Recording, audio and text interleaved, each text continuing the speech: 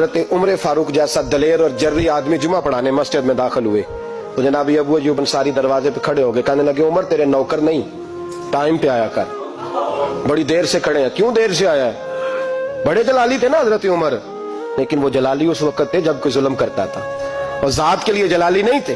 کب وقت پہ آیا کر، کو ملازم نہیں تیرے؟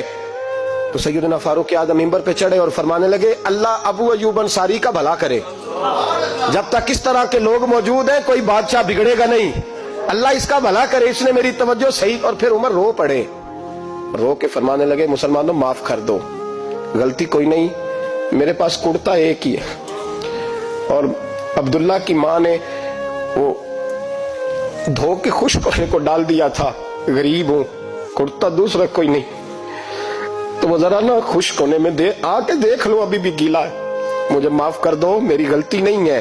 صحابہ درد کے ساتھ رونے لگے اور کہنے لگے اللہ اس طرح کے حکمران ہمیشہ عطا کرتا رہے۔ میرے بھائی تو انصاف کا رنگ تو دیکھ، ان تقاضوں کو سمجھنا۔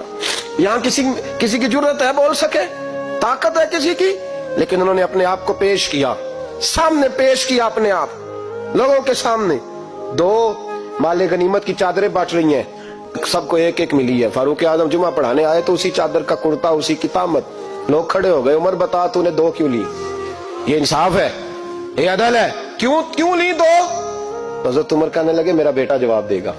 عبداللہ بن عمر بولے، کہنے لگے ابا جی کے کپڑے بڑے پرانے ہو گئے تھے، میں نے اپنے حصے کی بھی اپنے ابا جی کو دے دی ہے۔ دیکھیں نا یہ انصاف میرے نبی پاک نے کیا ہے، صحابہ نے سیکھا ہے۔